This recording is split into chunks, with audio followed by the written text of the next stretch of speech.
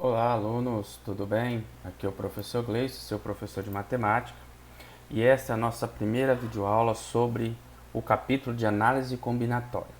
Neste vídeo, nós vamos entender o princípio fundamental da contagem, que também vocês podem encontrar como a sigla PFC. O princípio fundamental da contagem também tem um nome de princípio multiplicativo.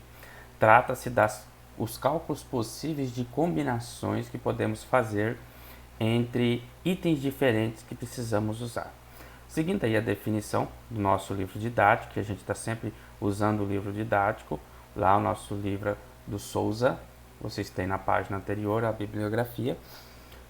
Lá na página 100 ele diz o seguinte: se um acontecimento A pode ocorrer de N maneiras distintas, e para cada uma dessas maneiras um acontecimento B pode ocorrer de M maneiras distintas, então a quantidade de possibilidades da ocorrência dos dois acontecimentos A e B é dada pelo produto N vezes M. Por isso é o princípio fundamental da contagem, ou princípio multiplicativo. Eu vou multiplicar as possibilidades de cada um deles. Observe que aqui a gente está usando uma palavra que vocês vão ver muito, chamado distintas. Isso é muito importante na análise da probabilidade e na análise combinatória. Vamos ver alguns exemplos onde a gente pode aplicar. Exemplo 1. Olha só, esse é um problema clássico. Renato levou em uma viagem 3 calças, 2 pares de sapatos e 4 camisas, todos diferentes entre si. De quantas maneiras distintas, veja que usamos a palavra distinta, distinta quer dizer diferente. É uma maneira de se usar, é uma palavra semelhante à palavra diferente.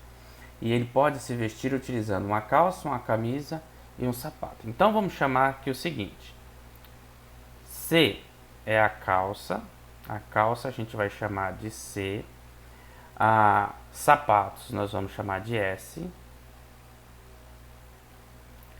vamos chamar de S, e camisa, para não ser C de novo, eu vou chamar de K.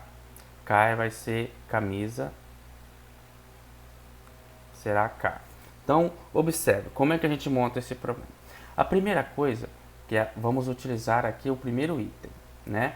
Calças. Então, nós temos 3 calças. Então, aqui vai ser a primeira calça, certo? Quando ele vestir a primeira calça, quantos sapatos ele pode escolher? Ele tem 2 pares de sapatos para ele escolher. Então, eu vou chamar, ele tem o S1, que é o primeiro par de sapato, e ele tem o S2, que é o segundo par de sapato. Então ele pode escolher a calça 1 e o sapato 1, ou ele pode escolher a calça 1 e o sapato 2. Mas se ele escolheu a calça 1 e o sapato 1, quantas camisas ele tem para ele escolher? Ele tem 4 camisas. Então ele tem a K1, a K2, a K3 e a K4. Então, ele pode escolher nesse caminho calça 1, sapato 1, camisa 1, ou calça 1, sapato 1, camisa 2, ou calça 1, sapato 1, camisa 3, ou calça 1, sapato 1, camisa 4, concorda? Então eu tenho todas essas possibilidades. Vou colocar aqui, ó. Quais são essas possibilidades? C1, S1, K1. Essa é a primeira aqui. Deixa eu arrumar esse S. A segunda aqui seria C1, S1, K2. O próximo combinação possível seria C1, S1, K3. Essa aqui daria a combinação C1, S1, K4. Agora, se ele usar aqui o sapato 2, aí ele tem as mesmas combinações para o sapato 2, concorda? Ele teria o K1, deixa eu voltar aqui.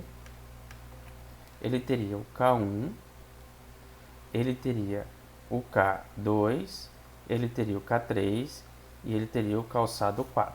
Então ele poderia ter a calça 1, sapato 2, camisa 1, que daria a seguinte coordenada: C1, S2, K1. Ele também teria calça 1, sapato 2, calça 2. Então, ele vai ter o que? C1, S2, K2. Se ele vier C1, S2, ele poderia ter o calçado 3. Então, ele teria C1, S2, K3. E por último, ele poderia, nesta combinação ainda, usando o sapato 2, usar a camisa, né, 4. Então, seria calça 1, sapato 2, camisa 4. Só que a gente tem todas as possibilidades para a camisa, para a calça 1. Agora, vamos fazer as possibilidades se essa calça fosse a 2. Ela vai seguir os mesmos padrões, né? Então, a gente vai vir aqui, ó, na calça 2. Coloca aqui, ó. Se ele usasse a calça 2, ele teria o sapato 1 ou teria o sapato 2. Então, se ele usa o sapato 1, ele tem as seguintes possibilidades, né? K1, K2, K3, K4. Então, a primeira linha nós temos calça 2, sapato 1, camisa 1. Na segunda linha aqui, nós vamos ter quem? Calça 2, sapato 1, camisa 2. Na terceira, nós teremos calça 2, sapato 1, camisa 3. E na última aqui, para esta possibilidade, ele estaria com a calça 2, o sapato 1 e a camisa 4.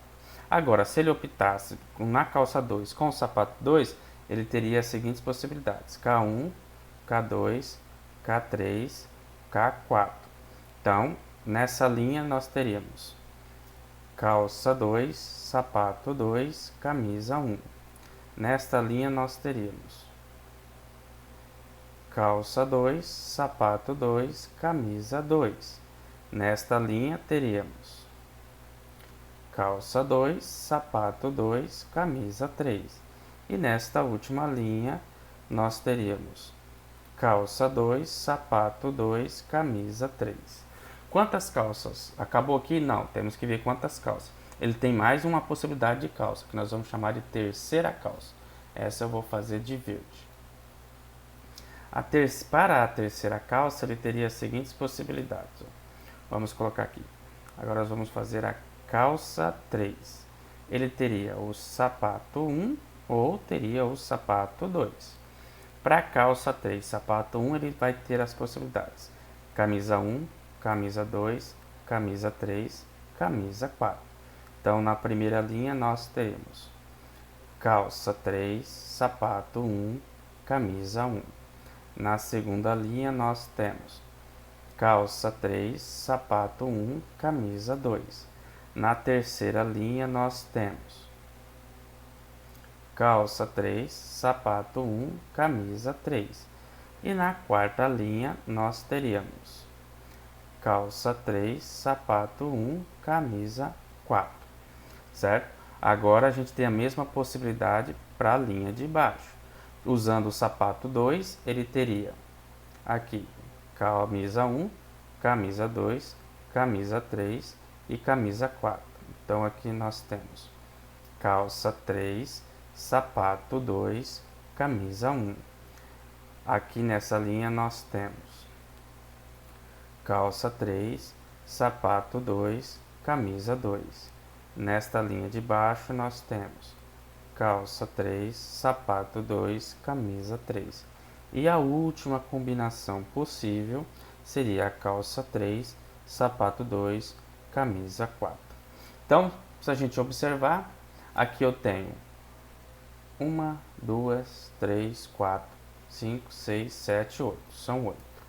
Aqui eu tenho também, deve ter 8. 1, 2, 3, 4, 5, 6, 7, 8. São mais 8.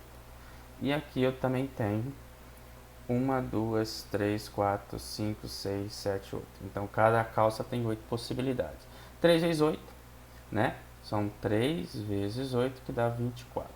Então, a resposta para essa pergunta aqui, de quantas maneiras diferentes ele pode usar uma calça, um sapato, uma camisa, são 24 maneiras. Mas, aqui a gente fez algo que não é o comum de se fazer. A gente esgotou todas as possibilidades, a gente fez a árvore que a gente chama de distribuição dessa combinação. Você vai sempre precisar fazer isso? Não. Se você vier aqui e usar a definição dada pelo autor, ele diz que o princípio de todas as possibilidades é o produto entre as possibilidades. Então, se eu tenho 3 calças, calças são 3, sapatos são 2 e camisas são 4, né? Vamos dizer aqui, ó, 3 vezes 2 vezes 4. Então, a possibilidade, a combinação aqui será 3 vezes 2 vezes 4. 3 vezes 2, 6. 6 vezes 4, 24. Veja que dá o mesmo resultado. Eu não preciso fazer o desenho. Fazer o desenho de todas as possibilidades é uma maneira de eu visualizar essa árvore de construção. Mas o princípio fundamental da contagem diz que basta eu multiplicá-las. Fácil, né? Então vamos para o próximo exemplo que temos lá, para você ver isso. Agora nós não vamos fazer as multiplicações, tá? Ó, quantos números de 3 algarismos distintos, novamente, 3 algarismos diferentes, podemos formar com os números 1, 3, 5, 7, 9? Então, se são 3 algarismos, nós vamos ter, como é que é a construção? Unidade, dezena e centena. Nós estamos construindo esse princípio básico aqui da construção numérica. Então, quantos algarismos pode estar na unidade, quantos na dezena e quantos na centena?